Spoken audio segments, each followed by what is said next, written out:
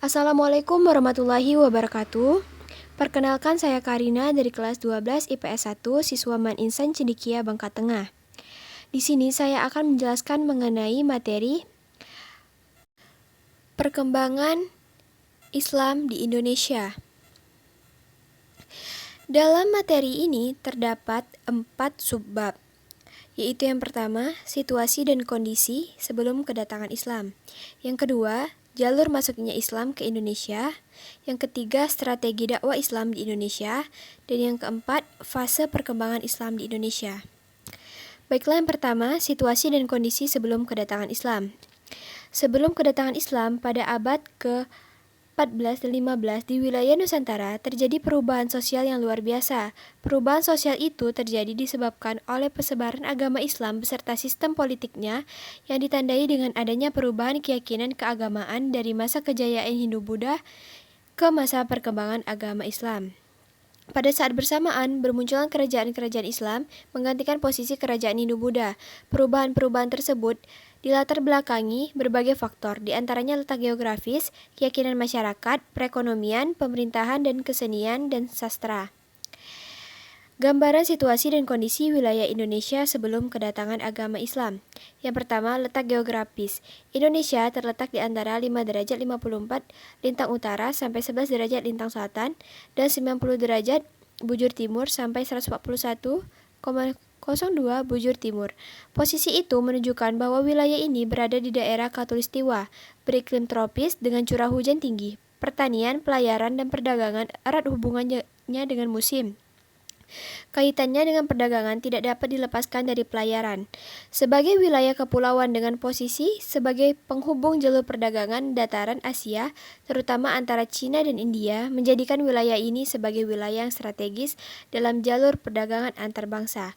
Hal tersebut berdampak panjang terhadap masa depan sejarah bangsa Indonesia.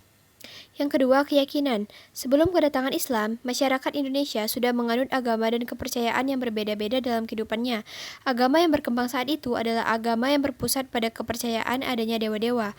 Dalam melaksanakan pemujaan terhadap dewa-dewa, dibuat artefak keagamaan berupa bangunan atau relik. Agama Hindu-Buddha berkembang pada masa kerajaan Majapahit, ditandai dengan bangunan candi yang tersebar di beberapa wilayah dengan arca-arcanya. Kemudian yang ketiga, politik dan pemerintahan. Bukti-bukti tentang politik dan pemerintahan pada masa kerajaan Majapahit dengan menggunakan data-data yang telah didapatkan dari prasasti, maka dapat dikemukakan bahwa bangsa Indonesia telah mengenal sistem politik dan pemerintahan jauh sebelum Islam masuk ke Indonesia. Prasasti dari Kutai yang selama ini masih menjadi patokan babak dimulainya masa sejarah Indonesia dalam memberikan gambaran akan adanya sistem pemerintahan masa lalu. Keempat, perekonomian dan perindustrian. Dalam hal perdagangan di Asia Tenggara, menurut Van Leur, barang-barang yang diperdagangkan adalah yang bernilai tinggi, seperti logam mulia, perhiasan, pecah belah, kain tenun, juga bahan-bahan baku untuk keperluan kerajinan. Dari data arkeologis, berupa sebaran temuan keramik di sepanjang pantai utara Jawa, bahkan sampai pedalaman dan pulau Sumatera dan Sulawesi. Yang kelima, sastra dan kesusastraan. Menurut Perbajaraka dan Zuel Mulder, di mana dia telah berhasil menelisik sastra Jawa itu jauh ke masa sebelum masuknya Islam ke Indonesia. Pada masa Mataram, Hindu-Buddha, kitab Mahabharata dan Ramayana sangat mungkin telah digubah dan dalam bahasa Jawa kuno pada permulaan abad ke-5 berinduk ke kedua kitab itu. Maka banyak ditemukan gubahan-gubahan cerita yang sangat mungkin diambil sebagian atau utuh menjadi bentuk kakawin atau naskah-naskah yang lain. Bahkan seringkali naskah-naskah tersebut disesuaikan dengan kemuliaan yang ingin didapatkan oleh raja yang berkuasa ketika naskah itu diubah. Kemudian, jalur masuknya Islam di Indonesia. Penyebaran agama Islam di Indonesia pada umumnya berlangsung melalui dua proses. Yang pertama, proses pribumi berhubungan dengan agama Islam, kemudian menganutnya. Kedua, orang-orang asing Asia seperti Arab, India, dan Cina yang telah beragama Islam bertempat tinggal secara permanen di satu wilayah Indonesia melakukan perkawinan campuran dengan mengikuti gaya hidup lokal. Setidaknya ada 4 teori tentang Islamisasi awal di Indonesia, yaitu teori India, teori Arab, teori Persia, dan teori Cina. Yang pertama, teori India. Teori ini dikemukakan oleh Pijapel, Moquet, Fatimi, dan seorang orientas Belanda yang meneliti tentang Islam di Indonesia bernama Snoek Roach. Ia mengatakan bahwa agama Islam baru masuk ke Nusantara pada abad ke-13 Masehi yang dibawa oleh para pedagang dari Cambai, Gujarat, India. Memang sebagian besar sejarawan asal Belanda memegang teori bahwa Islam berasal dari anak benua India. Kedua, teori Arab. Dalam sejarah masuknya Islam ke Indonesia, teori ini mengatakan bahwa Islam datang ke Indonesia secara langsung dari Arab, tidak melalui perantara bangsa lain. Beberapa bukti sejarah dikemukakan untuk menguatkan teori ini. Teori ini menyatakan bahwa Islam masuk ke Indonesia langsung dari Mekah sebagai pusat agama Islam sejak abad ke-7. Salah satu sejarawan yang mendukung teori ini ialah Profesor Hamka.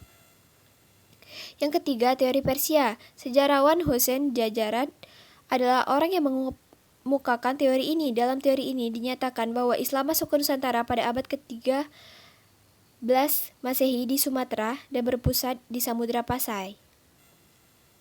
Yang keempat, teori Cina. Teori ini menyatakan bahwa Islam datang ke Indonesia berasal dari para perantau Cina. Menurut teori ini, orang Cina telah berhubungan dengan masyarakat Indonesia jauh sebelum Islam dikenal di Indonesia. Kemudian, strategi dakwah Islam di Indonesia. Agama Islam tersebar di seluruh wilayah Indonesia secara periodik terhadap dan dengan strategi dakwah yang damai, menyesuaikan diri terhadap adat istiadat penduduk tanpa paksaan dan kekerasan. Strategi dakwah Islam di Indonesia yang pertama yaitu melalui perdagangan. Strategi dakwah penyebaran agama Islam melalui media perdagangan merupakan awal proses Islamisasi di Indonesia, yaitu pada abad ke-7 Masehi hingga abad ke-16 Masehi. Bangsa Indonesia kedatangan para pedagang Islam dari Arab, Persia, dan India. Mereka melakukan kegiatan perdagangan di Indonesia dan menjalin hubungan dagang antar bangsa pada masyarakat Indonesia. Penyebaran agama Islam melalui perdagangan selain lebih menguntungkan juga sangat efektif dan sesuai dengan karakter masyarakat wilayah pesisir. Yang kedua, perkawinan. Pedagang muslim yang masuk ke Indonesia dilihat dari segi ekonomi, mereka mempunyai status sosial yang lebih dibandingkan penduduk pribumi. Interaksi antara penduduk pribumi dan pedagang muslim yang intens tidak jarang diteruskan dengan adanya perkawinan antara kaum pribumi dengan para pedagang muslim. Selanjutnya, dalam prosesi perkawinan, pihak pribumi harus mengucapkan kalimat syahadat sehingga perkawinan ini menjadi media yang efektif dalam penyebaran agama Islam. Yang ketiga, politik. Proses Islamisasi melalui media politik dilakukan secara bertahap dan berkesinambungan antara penguasa dan pemerintah. Setelah penguasa atau rajanya masuk Islam, hampir rakyatnya juga masuk Islam. Dan yang keempat, pendidikan. Penyebaran agama Islam melalui pendidikan berupa pesantren. Pesantren menjadi media yang efektif dalam proses Islamisasi di Indonesia. Pesantren selain mengajarkan ilmu agama juga keterampilan hidup yang lain. Yang kelima, kesenian. Islamisasi melalui kesenian yang paling terkenal adalah dengan mengadakan pertunjukan seni gamelan dan wayang. Sebagaimana diketahui bahwa kegiatan wayang dan gamelan digunakan Wali Songo dalam mengembangkan ajaran Islam. Keenam, tasawuf. Para sufi mengajarkan tasawuf yang diramu dengan ajaran yang sudah dikenal oleh masyarakat Indonesia. Seorang sufi biasanya dikenal dengan hidup dalam kesederhanaan. Mereka selalu menghayati kehidupan masyarakatnya dan hidup bersama di tengah-tengah masyarakatnya. Baiklah, mungkin hanya itu yang dapat saya jelaskan. Lebih kurangnya mohon maaf. Assalamualaikum warahmatullahi wabarakatuh. Semoga dapat bermanfaat.